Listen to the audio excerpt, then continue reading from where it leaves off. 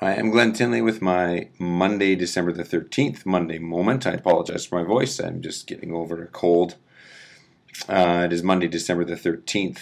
A little bit later than I would like to normally post this. I'm in an undisclosed location as I've been flown down to somewhere in the U.S. To test some automotive vehicles for a day or so on an embargoed trip, and I will be posting some video and print reports in the coming days and weeks when the embargoes are listed. But there's some exciting things coming up, and I am proud that we were invited down to take part in this. So, a couple of things I want to talk about today. One, and I'm just looking at my notes here, one is the football stadium announcement is going to be going on tomorrow. I've been watching all the Twitter and sort of mainstream media's what they've been talking about, and some of the videos that have been online today. And it looks like David Asper and the Cresswin Group are going to be out of the stadium deal. It doesn't look like it. Sam Cates approved or acknowledged it so much today on a Winnipeg Sun video that I watched. Acknowledged that David Asper is going to be out of that deal moving forward. So first of all, just to touch on that, I think at the very least what David has done here, or Mr. Asper has done here, has brought attention to the fact that Winnipeg is in need of a football stadium. I mean, this football stadium is not in great shape. It's not a great fan experience. And ultimately, in today's day and age of sports, if you look at what's going on, it's all about the fan experience. And the stadium is a major part of that. If you look at the MTS Center, the fan experience is good. And the Chipmans, through True North Sports and Entertainment, own the stadium or the arena.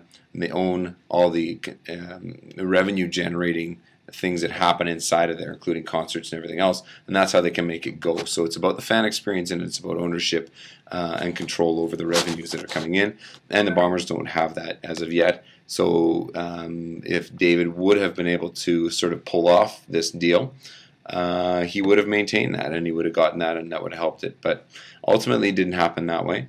And I feel bad for David on that part, because he did at least bring that attention, and excuse me, he stepped up. He stepped up big. He brought attention to it, and here we are. The second side of that is ultimately the taxpayers are going to be on the hook for a $200 million. What's ultimately going to be at least a $200 million football stadium, and now we've got.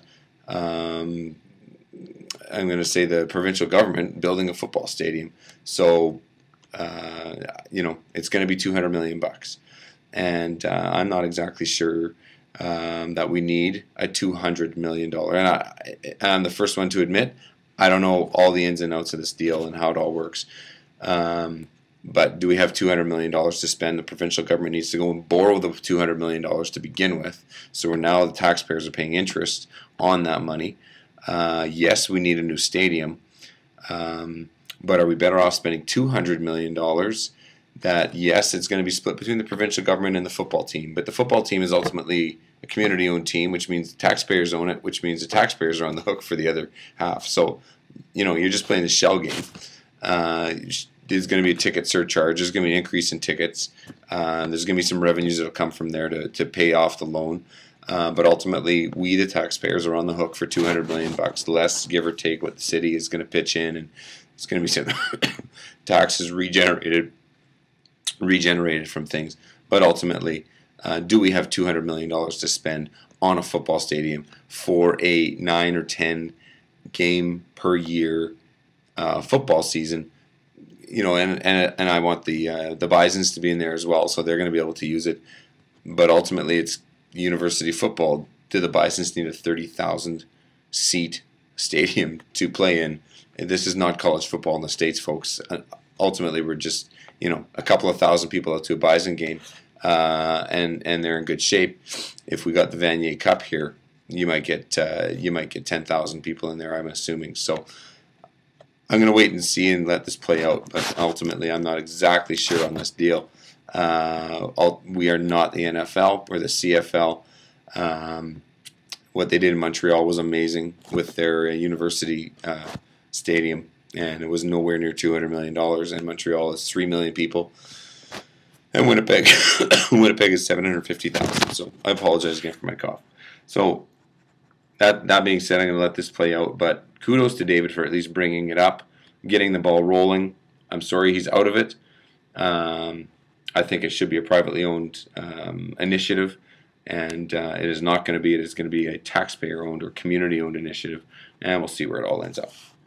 A couple things we're going to be doing in the next week. All next week, we are going to be interviewing the Premier of the province. We're going to have some interesting questions for him, as well as the provincial leader of the PC Conservative Party, Hugh McFadden, and the Liberal Party, Dr. John Gerrard. So as part of our ongoing monthly updates with the mayor, we are now starting these, and we started this with Premier Sellinger in September. We're going to continue in December. Going into 2011, I'm hoping to make it a monthly event so that we can get up to speed as we head into the election. And all these guys are going to be interviewed next week, and we'll have all those up before the holidays.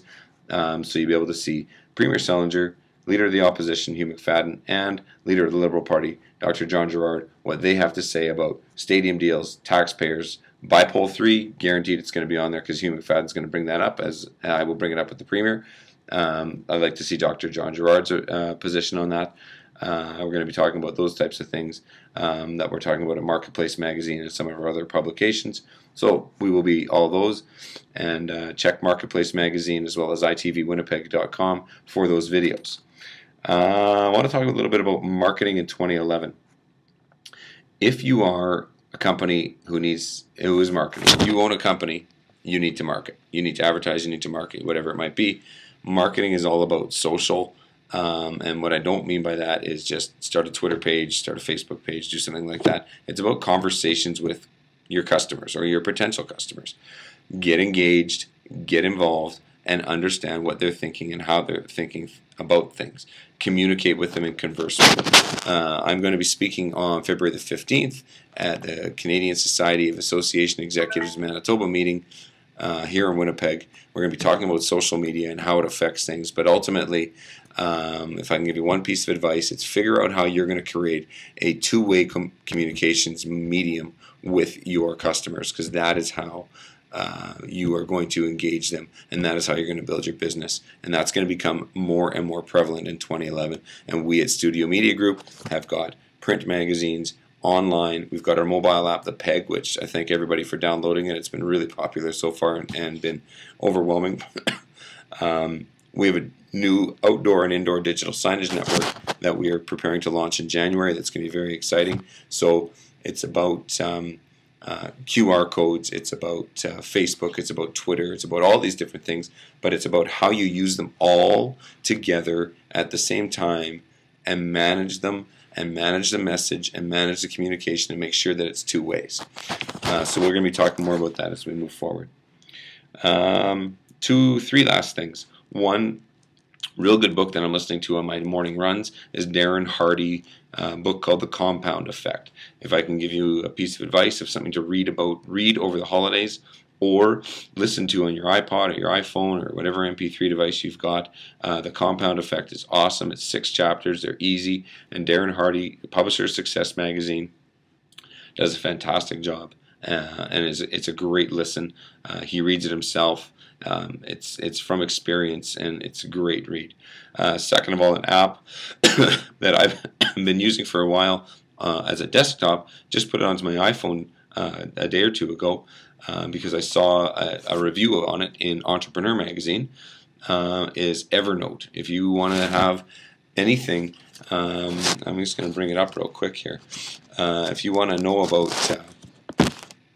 stuff, this is just the, you probably won't be able to see this. No, too much light, sorry.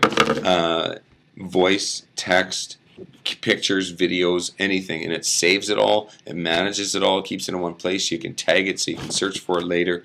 It's a great place, just a great app. Desktop, iPhone, iPad, BlackBerry, it just keeps everything in one place. So Evernote, go to evernote.com and take a look at that for yourself.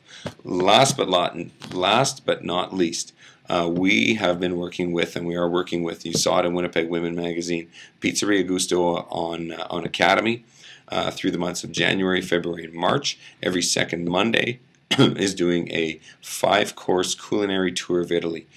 You can buy it as a series of 6 dinners, a series of 3, or a single night. It is going to be an awesome night. It's going to be, or a series of nights. It's going to be a great time.